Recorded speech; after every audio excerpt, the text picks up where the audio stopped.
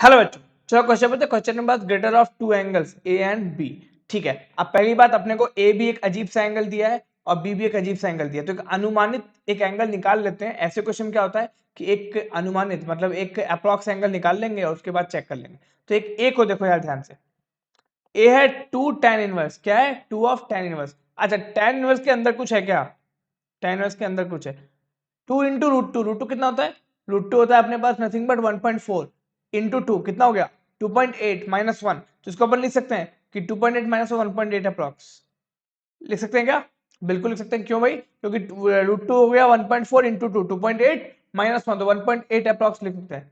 चलेगा? ठीक है। अब अपने को पता है कि √3 कितना होता है? 1.73। 1.73, तो tan इनवर्स का फट से ग्राफ बना लो। tan इनवर्स का ग्राफ बना लो। क्या होगा? tan का ग्राफ होगा ऐसा। अगर यहाँ पे 1.8 है, x = 1.8 यहाँ पे है, तो 1.73 यहाँ पे होगा और वी कैन से √3 यहाँ पे होगा। √3 1.73 होता है ना। तो मतलब मैं ऐसा बोल सकता हूँ कि ये जो वैल्यू है, ये वाली वैल्यू, ये इससे बड़ी है।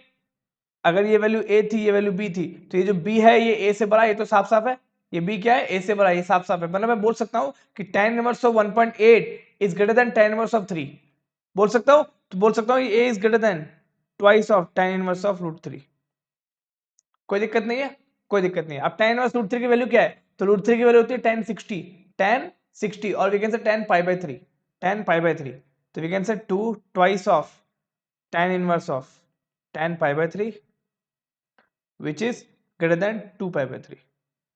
तो a की वैल्यू तो आ गई कि 2 π/3 से बड़ी होनी चाहिए। अब बात करते हैं b की।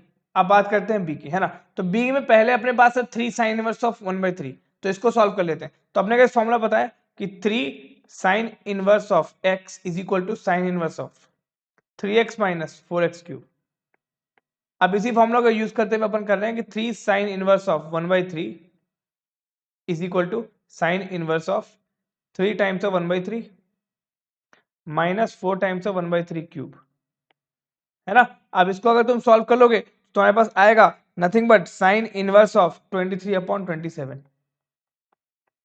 कोई दिक्कत नहीं है। अब 23/27 को अगर अपन कैलकुलेट करते हैं तो एक नॉर्मल सी वैल्यू आएगी, वो आएगी अपने पास 0.851। कितनी आएगी? 0.851। तो आएगी साइन इनवर्स ऑफ 0.851।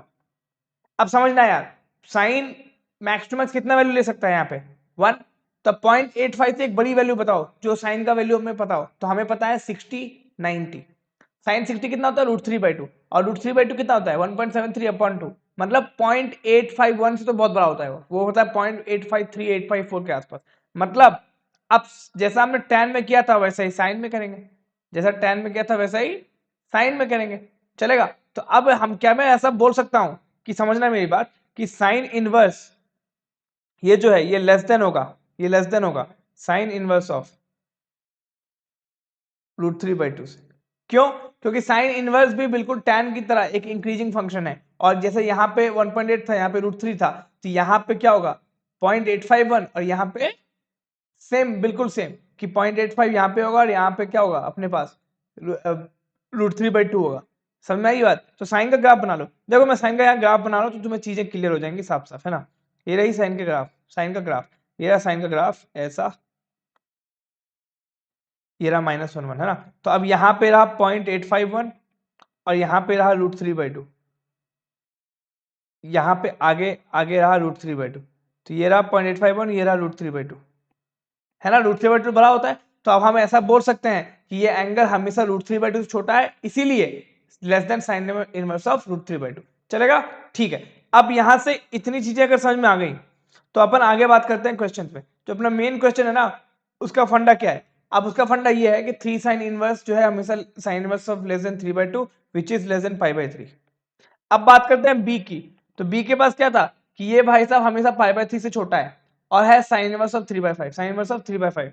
तो 3 साइन इनवर्स ऑफ 1/3 इसको अपन लिख सकते हैं sign inverse of 0.851, 0.851 plus sign inverse of 3/5। अच्छा 3/5 कितना होता है? ये होता है 0.6, 0.6। अच्छा, तो सेम थिंग। अब एक बात बताओ कि अगर 0.851 √3/2 से छोटा है तो 0.6 भी तो √3/2 से छोटा है। मतलब मैं ऐसा बोल सकता हूं कि b is less then sign inverse of √3/2 plus sign inverse of √3/2। बिल्कुल बोल सकता हूं कि ये एंगल भी √3/2 छोटा है, ये एंगल भी √3/2 छोटा है। अब दोनों को सम कर दो तो twice of sine inverse of √3/2। अब √3/2 कितना होता है? π/3 60 degree. So hence b is less than 2π/3। तो अब देखो यार a 2π/3 से बड़ा है, b 2π/3 से छोटा है, इसका मतलब a हमेशा ही b से बड़ा है। तो which angle is the greatest angle? तो एंगल इज a, है ना? तो यहाँ पे लिख लो therefore a is greater than b, so answer is a। I hope it helps. Thank you.